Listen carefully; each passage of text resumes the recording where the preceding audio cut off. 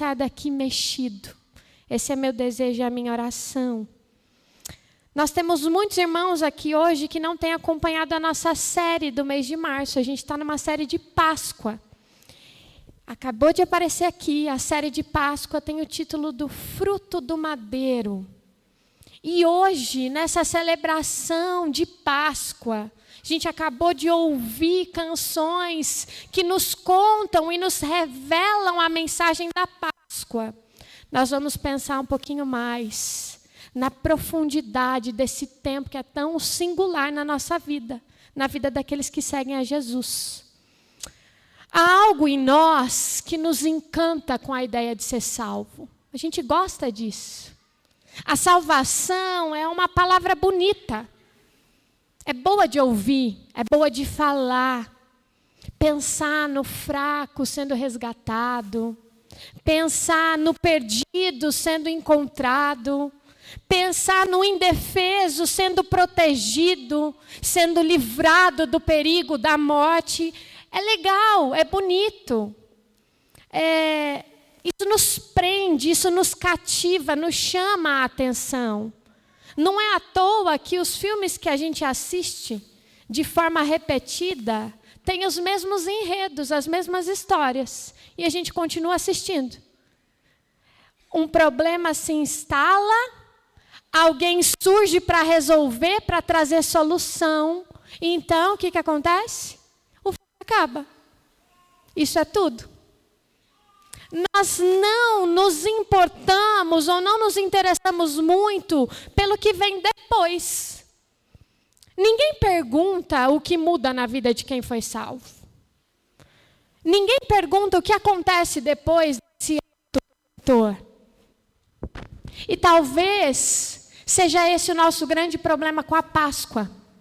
Porque a Páscoa é essa história redentora de um Deus que, nos vendo na nossa situação de morte, de fragilidade, de ruptura, vem ao nosso encontro, não nos abandona à nossa própria sorte, ao nosso próprio destino, e nos salva e nos resgata. A gente ama a ideia de ser salvo, mas há algo em nós que resiste à ideia de ser transformado. A gente aprendeu a pensar a salvação como algo que resolve o nosso destino, mas não necessariamente o nosso caminho. A gente transformou a Páscoa num final feliz, quando na verdade ela é só um começo. Então, a pergunta para nós nessa manhã é: será mesmo que a mensagem da Páscoa é Deus enviou o seu Filho para morrer no seu lugar e tudo o que você precisa fazer é acreditar nisso e pronto? Quando você morrer, você vai entregar um bilhete dourado e dizer: bom, aqui está a minha passagem para o céu? Será que é essa a mensagem da Páscoa? Será que é isso? No Evangelho de Mateus, no capítulo 16, e nós já vamos ler juntos, Jesus faz uma pergunta aos seus discípulos. Jesus encomenda uma pesquisa aos seus discípulos. Jesus diz assim: vão ao povo e perguntem ao povo quem eles dizem que eu sou. E os discípulos fazem. E quando eles voltam, trazem a devolutiva para Jesus. Eles dizem: Jesus, alguns dizem que você é João Batista, outros dizem que você é Elias, outros afirmam que tu és Jeremias ou algum dos outros profetas antigos. Então Jesus, diante dessas respostas, pergunta aos seus discípulos: e vocês? Quem que vocês dizem que eu sou? Então a gente conhece essas palavras. Pedro, como um bom discípulo, um dos 3 mais próximos de Jesus, se levanta e diz: tu és o Cristo, o Filho do Deus vivo. As palavras mais belas já pronunciadas a respeito de quem Jesus é. E quando Pedro diz isso a Jesus, Jesus diz: é isso mesmo. Isso não veio de você, foi te revelado. Porque esse sou eu sou o Cristo, eu sou o Messias esperado. Eu sou aquele que desce do céu e dá vida ao mundo, que resgata o mundo, que salva o mundo. Mas a mensagem de Jesus não para por aí. Porque logo em seguida Jesus faz algo muito interessante, e tudo aquilo que Jesus faz merece a nossa atenção. Jesus começa a explicar aos discípulos o seu caminho. Ele diz: eu vou precisar ir para Jerusalém nessa Páscoa. E estando em Jerusalém, haverei de sofrer muitas coisas nas mãos dos mestres da lei, nas mãos do sumo sacerdote. E vou sofrer tanto a ponto de ser morto, de ser crucificado. Mas ao terceiro dia, hei de ressuscitar. Jesus não apenas revela quem Ele é, mas Ele faz questão de revelar aos seus discípulos o seu caminho. E tem gente que acha que Jesus está falando aqui, gente como Pedro, que acha que Jesus está falando aqui do seu caminho de morte. Mas não. Jesus está falando do caminho em direção à vida, no caminho em direção à ressurreição. O seu destino é vida e não morte. E no caminho de ressurreição tem cruz. No caminho da vida tem morte. Antes de ressuscitar é preciso morrer. Eu tenho dito aos irmãos aqui da IPI de Piracicaba que a Páscoa é Deus refazendo o caminho que desandou lá no Éden. Porque no Éden o ser humano tinha vida e vida em abundância. Mas decidiu tomar para si o controle, a autonomia. Decidiu trilhar o caminho da autossuficiência. Escolheu viver como se fosse capaz de sustentar a sua própria vida. E quando o ser humano faz isso, e presta bastante atenção, quando o ser humano faz isso, ele sai da vida e caminha em direção à morte. Quando o ser humano escolhe tomar desse fruto e comer desse fruto da independência de Deus, ele sai da vida e começa a caminhar em direção à morte. Mas Deus não nos abandona. E se isso não te emociona, eu não sei o que mais pode te emocionar, porque Deus não nos abandona. Deus não assiste de longe a nossa caminhada em direção à morte. Ele vem ao nosso encontro. Em Jesus, Deus se esvazia, se humilha, se faz um de nós. E se nós fizemos o caminho saindo da vida em direção à morte, Jesus inaugura um novo e vivo caminho. Não mais da vida para a morte, mas agora da morte para a vida. Da morte para a vida. Alguém já disse que a cruz é a árvore da vida plantada no alto do Calvário. E eu acho essa imagem assim maravilhosa, porque a cruz é a árvore da vida, essa que nós já não tínhamos mais acesso, plantada no alto do Calvário. E se no Éden o ser humano escolhe a árvore da autonomia e se afasta de Deus, no Calvário existe uma nova árvore, uma nova possibilidade, um novo caminho. Jesus se entrega, mergulha na morte e é ressuscitado e inaugura um novo caminho de vida para mim e para você. Só que até aqui é tudo muito bonito. Dá um bom filme, não é? Aqui é tudo muito romântico. É tudo muito redentor. Do jeitinho que a gente gosta. Mas é exatamente aqui que o Evangelho começa a nos movimentar. A nos deslocar. É aqui que essa Páscoa abre para nós um caminho a ser trilhado. E eu quero que você abra agora sim a sua Bíblia comigo. Lá no Evangelho segundo Mateus, eu estou no capítulo 16, a gente vai ler só o verso 25.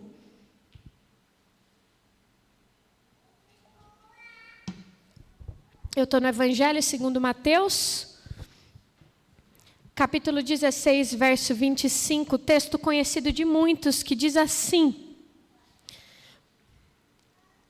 verso 24. Então Jesus disse aos seus discípulos: se alguém quiser me acompanhar, ou se alguém quiser vir após mim, Negue-se a si mesmo, tome a sua cruz e faça o quê? Siga-me. Próximo verso. Pois quem quiser salvar a sua vida, a perderá. Mas quem perder a sua própria vida, por minha causa, a encontrará. Quando Jesus diz, se alguém quiser vir após mim, é como se ele dissesse, se alguém quer fazer o caminho da morte para a vida, se alguém quer vir comigo nesse caminho que sai da morte e vai em direção à vida, ou seja, se antes no Éden a humanidade decidiu caminhar da vida para a morte, agora Jesus diz, se alguém quiser sair da morte e vir de volta para a vida, negue-se a si mesmo, tome a sua cruz e venha atrás de mim e siga-me. Jesus não diz, se alguém quiser vir após mim, acredite em coisas certas a meu respeito. Se alguém quiser vir após mim, reconheça que eu sou, em voz alta, o Cristo, Filho do Deus vivo. E pronto.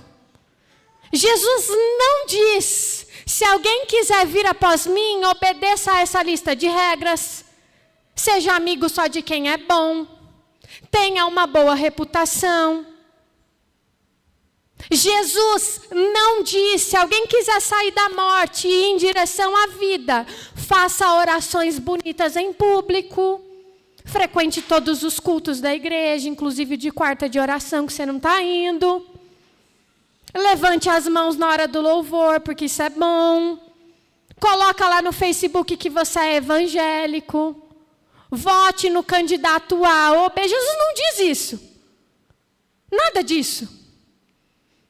Jesus diz, se alguém quiser vir após mim, se alguém quiser sair da morte e ir em direção à vida, se alguém quiser ser salvo, se alguém quiser experimentar uma nova vida, siga-me.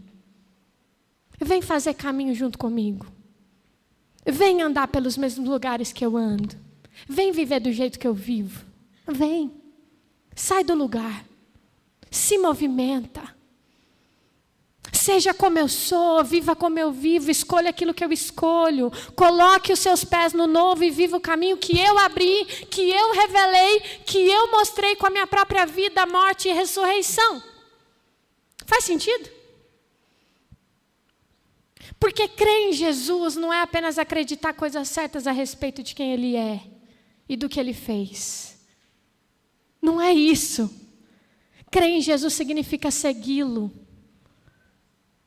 Significa se colocar atrás dele. Significa se colocar no seu caminho. Havia um ditado entre os rabinos que dizia que o discípulo deveria seguir o seu mestre de tão perto, de forma tão comprometida, que ao final do dia devia se encontrar coberto pelas poeiras que saltavam da sandália dos pés. É isso que significa crer em Jesus. É viver tão próximo, tão alinhado, tão comprometido com o caminho dele, que ao final do dia a gente carrega em nós as marcas desse caminho, desse segmento. Então, se Jesus entende que é importante desenvolver uma vida de oração, não essa do espetáculo, mas aquela do entra no seu quarto, e o Pai que está em secreto e que te vê em secreto te recompensará, então isso também passa a ser prioridade para mim. Se Jesus acolhe o pobre, o órfão, a viúva, o estrangeiro, eu também acolho. Se Jesus confronta os poderosos e denuncia uma fé vazia que manipula os outros, eu também não me calo. Se Jesus dedica-se à palavra do Pai, e não só a entendê-la, mas a vivê-la, eu também faço isso. Isso também passa a ser uma prioridade na minha vida. Se Jesus cuida de sua mãe, de sua família, eu também faço. Se Jesus se preocupa em repartir, não em acumular, ou construir uma carreira de sucesso, ou construir uma rede de segurança, eu também vivo da mesma forma. Porque onde Ele está, eu estou.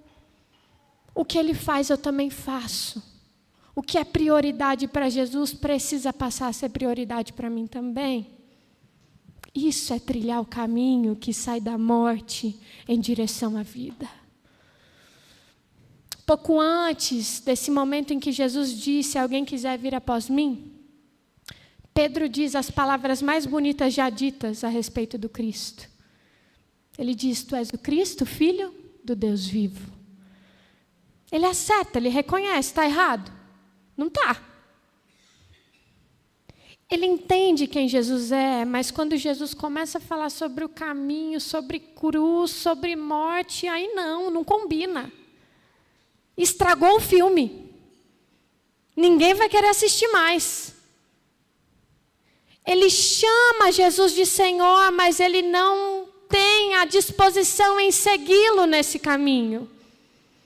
Ele reconhece quem Jesus é, mas ele não aceita de forma pronta ali o caminho de Jesus. Ele resiste. Gente, que prepotência de Pedro, né? Chamou Jesus de lado. Jesus, para com isso. Que história é essa de morte? A gente fala isso para Jesus às vezes, né? Jesus, para com isso. Que história é essa de negar a si mesmo? Talvez esse também seja o nosso problema, porque a gente aprendeu a pensar a fé como concordância, como se crer fosse pensar coisas certas a respeito de quem Jesus é. Mas a fé no Evangelho não é apenas isso. Inclusive, isso que eu vou falar é forte. Inclusive, a diferença entre um discípulo e Satanás não é que acredita em Jesus. Até os demônios creem e tremem. Ontem eu estava falando com o Gustavo, meu marido. O Gustavo disse assim: minha mãe falava quando eu era criança que crente até o diabo é. Até os demônios creem e tremem. Nem todo aquele que me diz Senhor herdará o reino dos céus, ou trazendo aqui para essa imagem que a gente está construindo, nem todo aquele que me diz Senhor está saindo da morte para a vida. Acreditar coisas certas a respeito de quem Jesus é não faz de ninguém um discípulo. Não faz de você alguém que entrou nesse caminho. Não faz de você alguém que experimenta a salvação. Assim como acreditar que se alimentar bem é bom e faz bem para a saúde do nosso corpo. Mas a pessoa está sentada assistindo série, comendo um pacote de salgadinho, chocolate e refrigerante. Acreditar em comidas saudáveis e não comê-las não faz de ninguém uma pessoa saudável. Eu ouvi um pastor, amigo meu, dizendo um dia: acreditar coisas certas a respeito de exercício físico não faz de ninguém um atleta. Agora, se a moda pega, senta no sofá e fala: eu sou um atleta não praticante. Não existe isso, não faz o menor sentido. Porque o discipulado começa quando a gente sai do lugar e quando a gente levanta e quando a gente decide ir atrás de Jesus. Quando a gente entra no caminho. Por isso, gente, a resposta a Jesus, a resposta à Páscoa, essa que nós estamos prestes a viver de forma pontual, não é eu concordo ou não concordo, eu acho legal ou não acho legal. Eu acho que aconteceu mesmo, eu não acho que aconteceu. Não. A resposta a Jesus, a nossa Páscoa, é segui-lo ou não segui-lo. É se colocar no caminho ou não se colocar no caminho. Há uma diferença muito grande entre admirar Jesus e segui-lo. Entre chamá-lo de Senhor e viver de fato sobre o seu senhorio. Porque a gente diz, né, Jesus Cristo é o nosso Salvador e o nosso Senhor. Mas a gente quer o Salvador, o Senhor, nem tanto. A gente quer alguém que nos salve. Mas alguém que governa a nossa vida e que nos diz como viver, aí não, né? A gente quer o resgate, mas a gente não quer o caminho. A gente quer a vida, mas a gente não quer a transformação. E a Páscoa revela exatamente isso para mim e para você. Jesus não é apenas o nosso Salvador, Ele é também o nosso Senhor. Ele é o nosso mestre. Aquele a quem a gente segue de tão perto, a ponto de se encontrar no fim do dia coberto pelas poeiras dos seus pés. Vocês lembram do jovem rico? A Bíblia conta a história de um jovem que chega para Jesus com uma pergunta interessante. Como quem diz assim: Jesus, como que eu faço para ter essa vida eterna aí? Me diz. E aí Jesus pergunta para ele assim: bom, o que dizem os mandamentos? E aí, como um bom religioso, ele fala tudo o que diz os mandamentos. E ainda tem a audácia de dizer: bom, Jesus, isso tudo aí eu já faço. Se é isso, tá tranquilo. Então Jesus fala: ainda falta uma coisa. Vende tudo que você tem, distribua aos pobres, vem e me segue. E a narrativa termina aí. Eu tenho certeza que se ele tivesse seguido a Jesus, a narrativa não terminaria aí.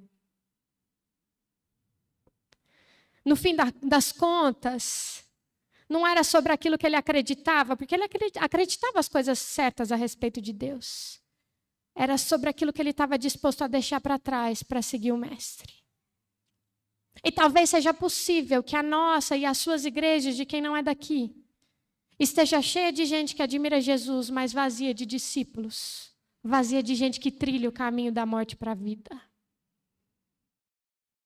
Vazia de gente que realmente segue os passos do Mestre. É possível que as nossas igrejas estejam cheias de gente que gostam dessa história. Foi legal. Que se emociona com a cruz. Que assiste tudo como quem vê um filme bonito. É como aquelas pessoas que sentam no sofá e assistem a Paixão de Cristo pela enésima vez. Com o balde de pipocas nas mãos. Chora as pitangas, mas é isso. Porque no fim essas pessoas resistem ao caminho que Jesus abre. Em João capítulo 12, 26, Jesus nos diz assim: aquele que me serve precisa seguir-me. E onde estou, o meu servo estará. Caminhando para o fim, é aqui que o evangelho deixa de ser apenas bonito e se encarna na nossa vida, no nosso dia a dia, na segunda-feira. Talvez agora a gente comece a entender que a Páscoa ela não é o fim da história, ela é apenas o começo de uma nova história.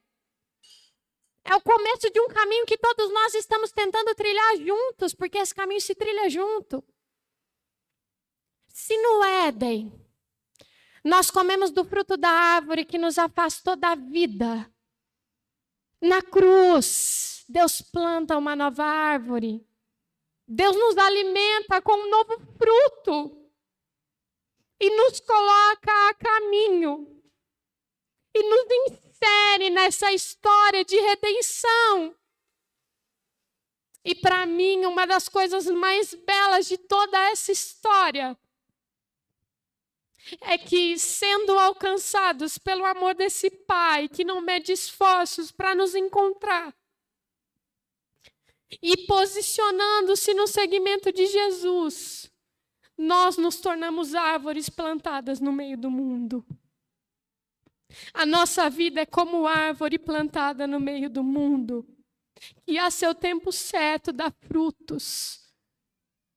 E é como se a nossa vida fosse um convite para que as pessoas agora não comam mais do fruto da morte, mas comam novamente do fruto da vida. Quando nós seguimos a Jesus, nesse caminho da ressurreição, da salvação, da vida, nós nos tornamos também instrumentos de vida e de transformação da história.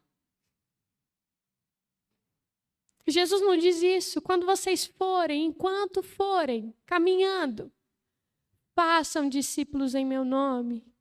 Ensine-os a viver da forma que eu ensinei a vocês. Alimentem eles da mesma forma que eu os alimentei. Ofereçam-lhes do fruto da vida. A salvação, gente, deixa de ser apenas algo que te alcança e passa a ser algo que se espalha através de você. A história que você gostava de assistir, agora continua através da sua vida. Então não viva uma fé que assiste. Não viva uma fé que se senta nesses bancos, que se levanta e segue a vida como se nada tivesse acontecido. Não viva uma fé que admira de longe. Coloque a sua fé em movimento. É para isso que Jesus Cristo morreu naquela cruz. A minha oração é que Jesus não seja apenas o seu Salvador, mas seja também o seu Senhor. Que você se posicione atrás dele enquanto há tempo. Que você se coloque no caminho dele, que ao segui-lo, a sua vida deixe de ser um fim em si mesma e se torne exatamente isso, uma árvore da vida plantada no mundo. Um lugar onde as pessoas famintas encontram alimento, cuidado, esperança, vida. Que a sua vida seja a continuação dessa história. E que por onde você passar, a vida do nosso Deus revelado em Jesus floresça. Para a glória do nosso Deus, o Cordeiro que é digno de receber toda a honra, toda a glória e todo louvor pelos séculos dos séculos. Amém. Feche os seus olhos, eu quero orar por você.